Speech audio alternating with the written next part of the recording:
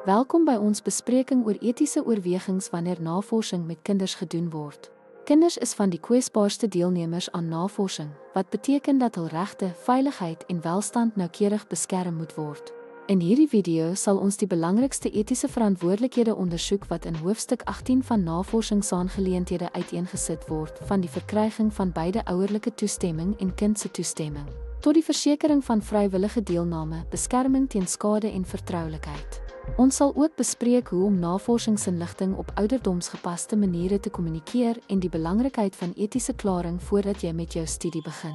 Kom ons begin deur te kyk na die belangrike rol van ingeligte toestemming en instemming in kindgerigte navorsing. Omdat kinders nie wettiglik volle ingeligte toestemming kan gee nie, moet navorsers beide ouerlike of voogse toestemming en instemming van die kind verkry en verseker dat die ooreenkoms geskik is vir die kind se ouderdom en vlak van begrip. Om te verseker dat deelname werklik vrywillig is, moet navorsers enige druk voorkom, veral in skoolomgewings, en seker maak dat kinders verstaan dat hulle te eniger tyd kan onttrek sonder negatiewe reaksies.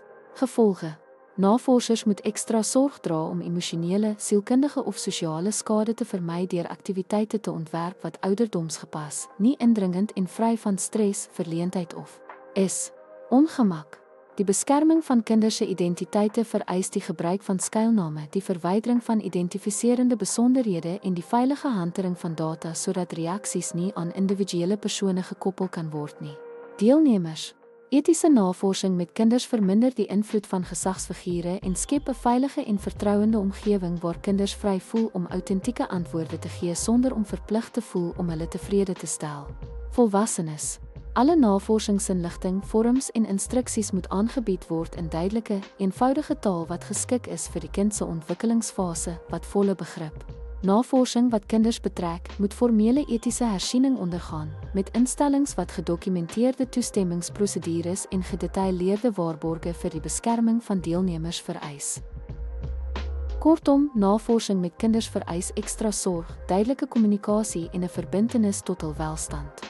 Deur dubbele toestemming te verseker dat deelname vrywillig is, deelnemers teen enige vorm van skade te beskerm en streng vertroulikheid te handhaaf ons die hoogste etiese standaarde.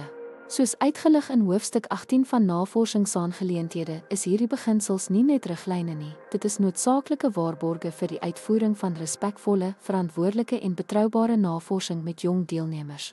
Dankie dat u gekyk het, en onthou, wanneer ons kinderregte in die hart van ons werk plaas, skep ons navorsing wat werklik saak maak.